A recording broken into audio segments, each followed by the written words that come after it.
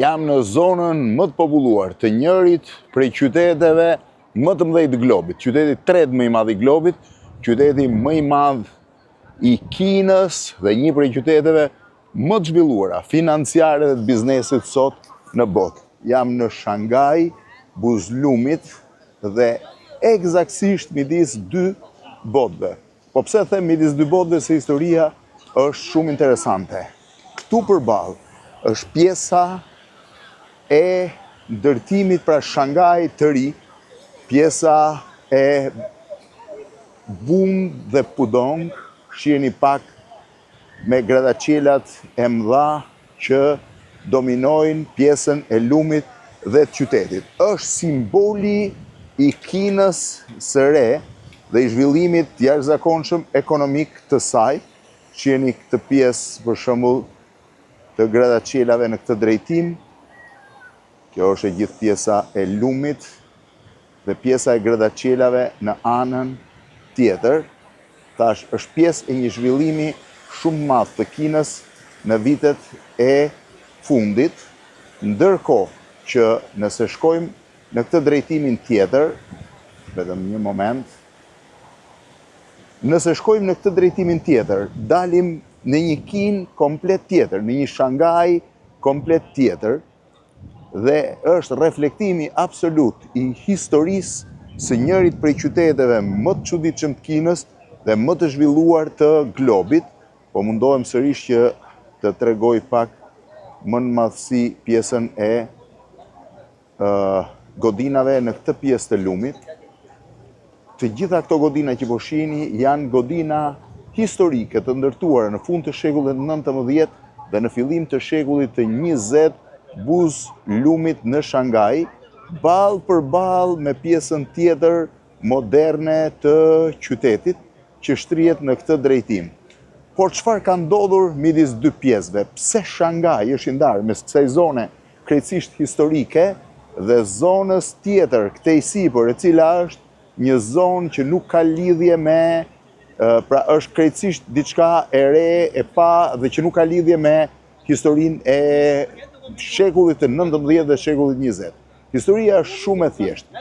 Shanghai që po shihni ju mbas shpinës time, pra më tutje, është Shanghai i ri. Ky këtej është Shanghai i cili nuk ka lidhje me Kinën, por me Europën. Pse ka lidhje me Europën dhe çfarë do të thonë kjo?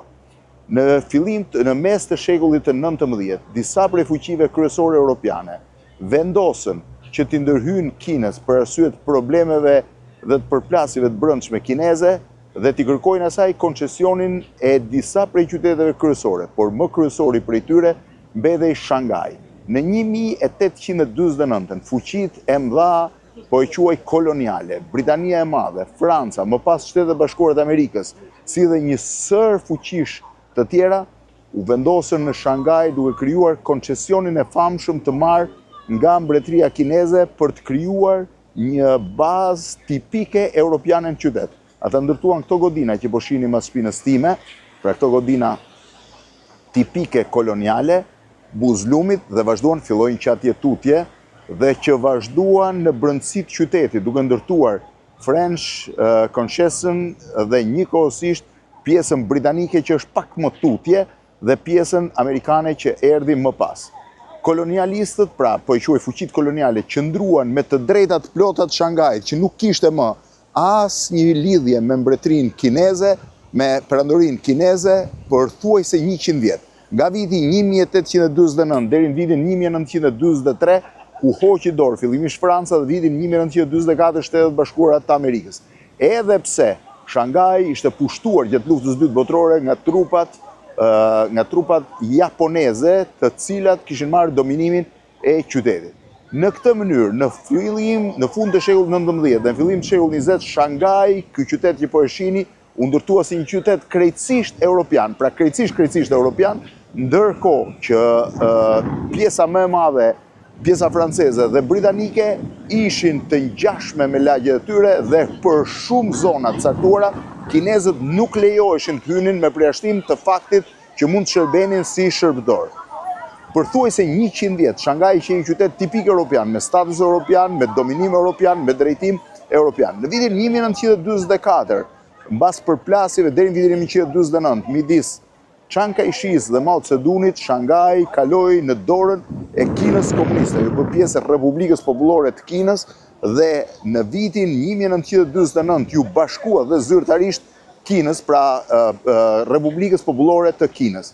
Që nga ajo kohë, Shanghai u kthye në qytetin më të rëndësishëm të ndër më të rëndësishmit e Kinës. Kjo pjesë koloniale e tij mbeti u shtetëzua dhe mbeti në dorën e komunistëve, pak më tutje në këtë drejtim është Nanjing Road, një nga rrugët më të famshme të Kinës, e cila po është u shtetëzua. Ndërsa në fund të viteve 80, fillim viteve 90, mas politikave të Deng Xiaopinit, ajo u restaurua krejtësisht duke ju kthyer shkëlqimi i parë dhe filloi të ktheheshin në hotele luksi, restorante të klasit lartë dhe njëkohësisht në institucione të rëndësishme bankare. Njëkohësisht me to, Kina filloi të ndërtonte, pra Shanghai filloi të ndërtonte lagjet e reja që bëjnë atë sot një nga qytetet me më shumë godina mbi 100 metra të larta, rreth 4000 godina mbi 100 metra të larta, dhe qytetin i cili ka në brendësinë e tij metron më të gjatë, rreth 830 kilometra, më të gjatën në botë dhe një prej trenave më të shpejt që ekzistojnë sot në glob. Një tren që ecën me shpejtësi deri 431 kilometra. Kjo është arsye që Shanghai nuk është një qytet tipik kinez, që është një miksim mes traditës kineze dhe kulturës tipike europiane. Nëse ti ecën në drejtimin që po eci unë këtej, pra në drejtimin e pjesës të europiane të qytetit, dëshosh që qyteti ngjan si një sigurtezësh Buzë Tamizit apo Senës, pra në Londër apo në Paris, sepse ka qenë ndërtimi i plot i europianëve. Shiheni dhe godinat, nuk kanë asgjë kineze me përjashtim flamurit të Republikës Popullore të Kinës dhe shkronjave kineze të vendosura më pas, pra po ta shihni e gjithë kjo lagje është europiane dhe kjo është pjesa edhe arkitektura dhe gjithçka është europiane. Ndërkohë që pjesa përballë, pra pjesa që vjen përtej kësaj ore të famshme të ndërtuar, është një pjesë krejtësisht tjetër dhe duket një pjesë e zhvillimit ekonomik të Kinës së viteve të fundit. Është pjesa më domethënëse e zhvillimit sotëm të Kinës dhe është pjesa financiare e qytetit sotëm. Për këtë arsye, Shanghai është një qytet me dy identitete, me identitetin europian dhe me identitetin tipik, po e quaj, kinez. Ndryshe nga shumë qytetet të Kinës, cilat kanë brenda tyre misterin e Kinës imperiale, Shanghai mikson, po e quaj, traditën kineze me traditën europiane që dominuan për rreth 100 vjet qytet. Është një qytet i jashtëzakonshëm, një qytet shumë vibrant, por një qytet i cili ka ndryshuar shumë sfundmi. Në 25 vjet më parë, kur kam qenë për herë të parë në Shanghai, qëllonte që europianët përshëndeteshin me kokë me njëri tjetrin, edhe pse ishin shumë më tepër se në Pekin, ndërsa sot është krejtësisht një qytet tjetër i mbushur me turistë. Shihni madje edhe anijet turistike që ecën në këtë. Nga Shanghai